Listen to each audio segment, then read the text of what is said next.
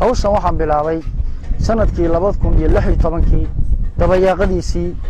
waxaan filayaa waliba bishii 10aad ee meelaha inay ahayd maalin maalmaha ka mid ah waxaan ahaa darawal baraha dadka baabuurta meel la yiraahdo bixin baa waxa ku wala godad badan buundo hoosteeda meel buundada halkan godad badan baa ku wala baabuurtu markay saadal cad ugu dhacdo godad badan bay ku dhici jireen godadkaas iyaga ah maalin walba gaariga uu iga dhacaa aniga ardayda dab anu ma wado arday baa wada barbarada gaariga markuu gaariga ku dhaco waa dhifsadaa gaariga inuu iga dhaco waxaan ku fikiraa meeshan ma la hagaajiyo meel la hagaajinayo dadkii aawo dareenkooda maalin maalmaha ka mid ah anoo baraya arday waxaan yiri godkan uu ina dhibaa maalin walba ka warada hagaajin waayahay waxay yiraahdeen ardayda macallin noo istaaj aan hagaajinay gaariga baa baaki dhiganay waxaan soo qaadanay jay baan ku shubnay markii koowaad markii labaadna waxaan ku shubnay olyo markii saddexaadna ciid qaab saas ah isugu hagaajinay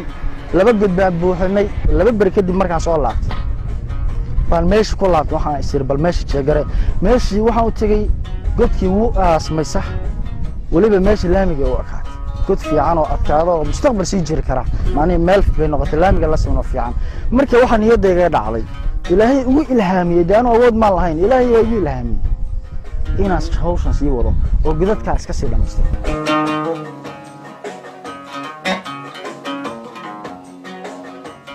magaalada dib ugu laabtay jirgaano 4 jirgaan baan soo samaystay ugu talagalay oo jirgaamada weyn 20 litir qaada oryada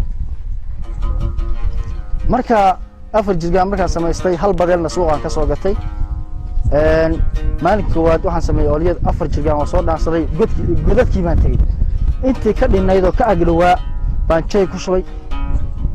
oryadina ku shubay ciidina kor ku shubay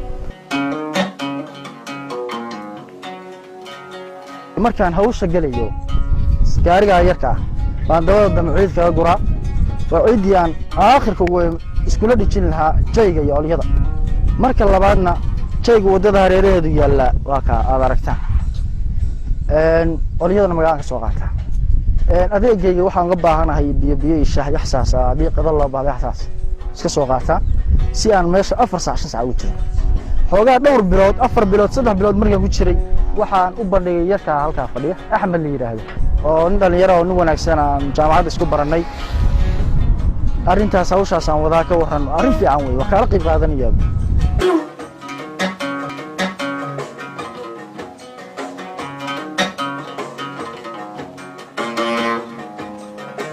hawshan waxaan waday 7 bilood ku dhawaad ama 7 bilood waxaan hagaajiyaa horta garowga waxa ka baxa 3 wado 3 wado oo gacan ba ka geysana halkaas uu jiif baa marayna dhanka boose marka la aadi laan guriga joogna moogta sunu jiif ka sokay baan marayna adigu waa ku dhownasan jiif halka dhanka halaas aanood marka la aadana meel magaalo leeyahay buuro wadal baan waxa u jiraa kiiloomitir yar 20 kiiloomitir bay jila magaaladaas 15 kiiloomitir baan noo marayna laakiin boqolkiiba 95 buuro wadal waa nadiif wadada أونا بقول الله ونحرسته معنا إذن هذا دنك قال كعيو ما كسب بروني مقالة جرو كترولك هذا واحد مرينا كترولك الشيء دنك مقالة جروي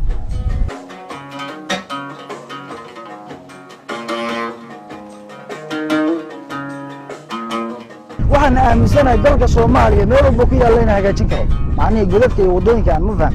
لكن دتك إني وحنا اللي وحنا يقول لي راه برقيان ما قرن واس خربها هي دتك المسكحة دي ودقي كل دتك ودوا اللهم نحرسهم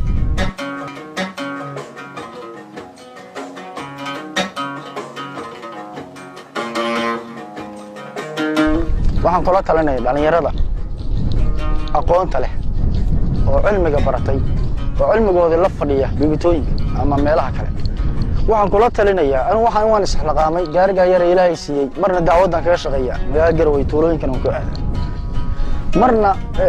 waa aragtaa inuu isku ragay yahay ma aragtaa waxaan kula talin lahaa dhalinyarada in ay magaranayso isxilqaamaan oo magaranaysa waxyaabo badan oo dalka u baahan baa jira laga qabanayo sida qashin in la ururiyo in wadada la sameeyo haday noo yimaadaan anagu ma garanaysaa hay'adna kuma taxaqulno inta kale kuma taxaqulno dhalinyaro isla qaatay baan haday noo yimaadaan nolol shaqeeyaan oo cudub dhameystiran aan noqono wax bayn baa qaban kara wax weyn baan bedeli karaa hadda roobkii daayo kale dhinaca maranaaday dhinkaas jiif iyo xagga waxa jira dhul badan oo go'ay baa jira wadada dhinacyadeeda oo laami xataa kamid ah waxa soo dhan niyadu way u qabatay maad gashay waa gali doona insha Allah laakiin dhalinyarada inay noo yimaadaan way aqoonta ay fikradooda iyo maskaxdooda halkan galiyaan dalka galiyaan dalka inaga dhisan karaa inagana burburi karaa ma aragta dalka inuu si kale u fikirro way hadda macna inuu dalka fikirkeena gelino